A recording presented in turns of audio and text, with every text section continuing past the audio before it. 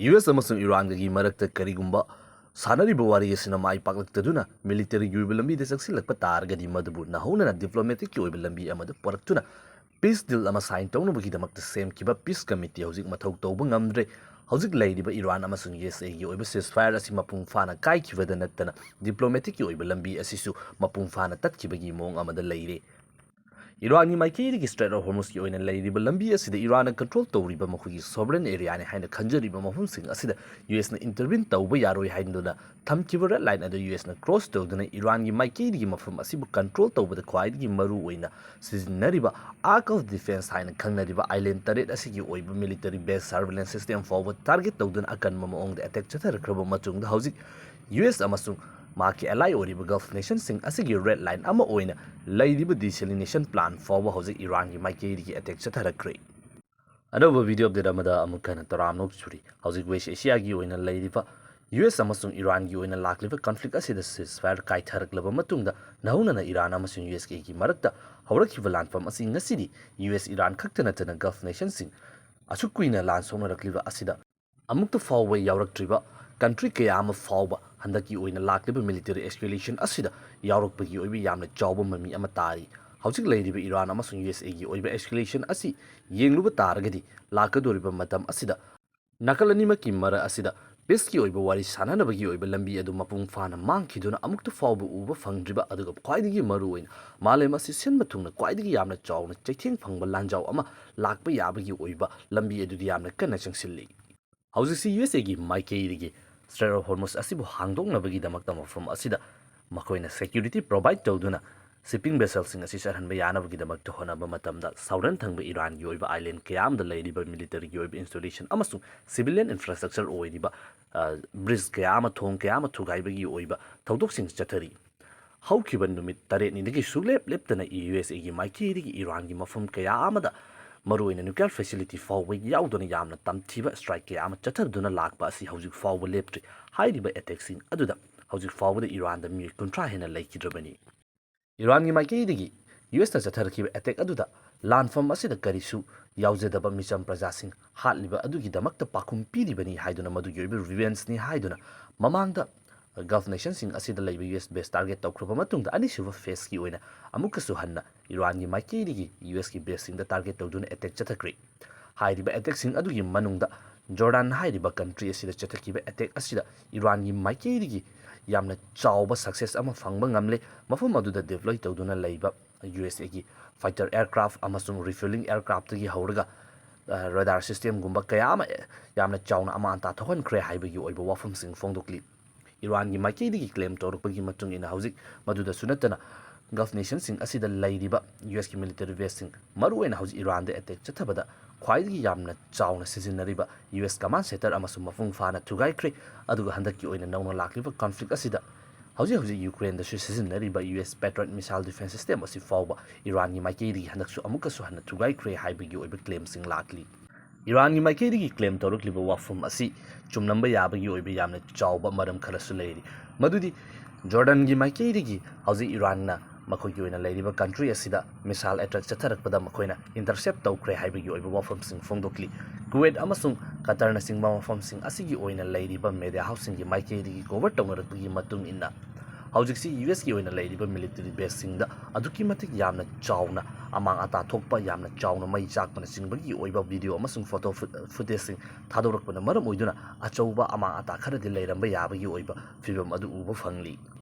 USA gi Maikiri gi hauzik fawbi oina makoina chatharakliba attack aduda thoidok hendokna makoida amang ata thokte haiba wafam asida adumak leiri yamna hena amang ata thokpa amasung mangjabagi oiba wafam sing asi US lenga ki Maikiri gi admit tawba leitri adubu hauzik nauna US amasung Iran gi marakta lakliba military confrontation asina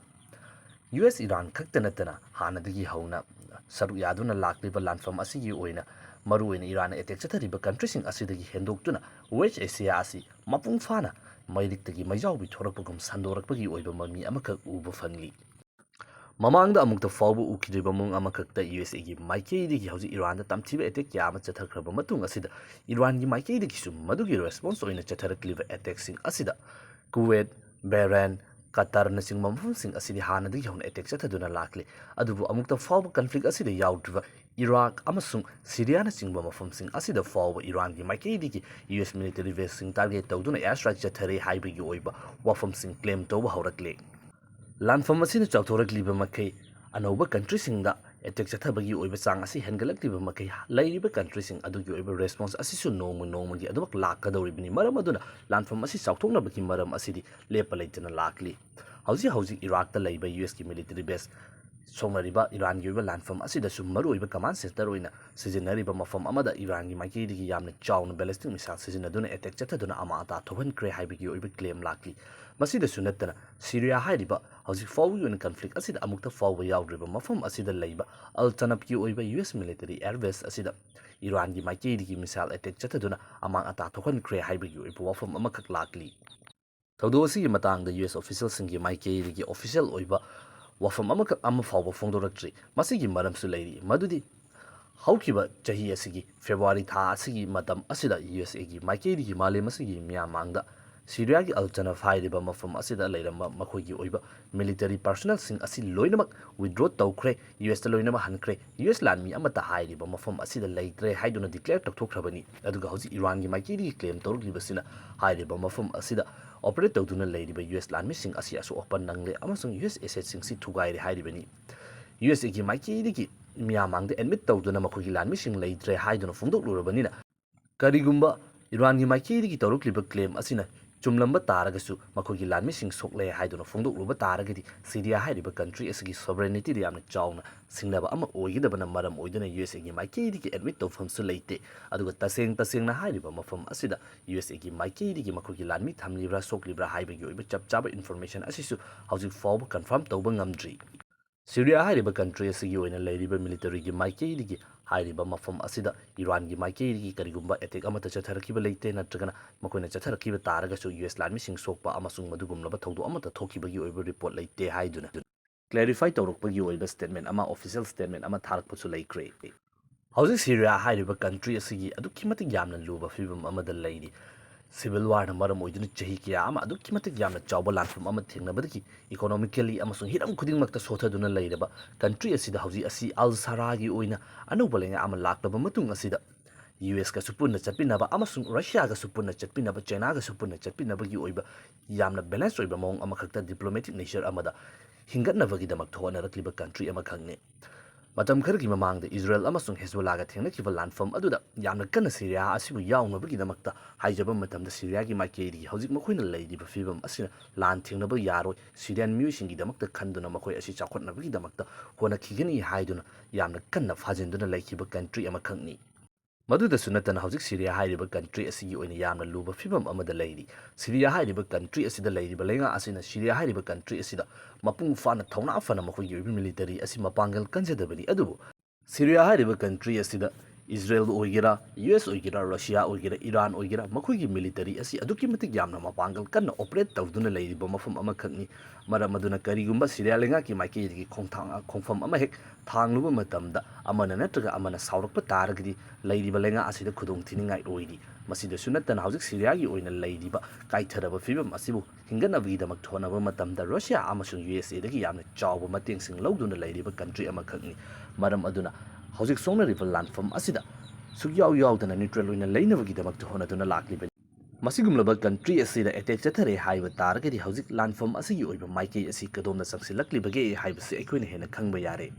Matang asina hauzik US amasung Iran gi landfam asi aduki matik yamna tamthiba face amada changsilakle haibagi oiba khudam asi Iran gi maikedi gi mamangda gi hauna hanjin fongdoktuna warning tawduna lakhiba desalination plant target tawgani haibasi hauzik Iran amasung US ki marakta negotiator su oiriba Qatar hairiba country asigi desalination plant amada Iran gi maikedi gi attack chatharakpa amasung yamna chawna amang ata thogan kibagi oiba report amakak lakli desalination plan sing asi Gulf nation sing asi gidi aduki matik yamna maru oiba masi yaudaba taragadi hingma ngamloidabagi fibam amada leiribani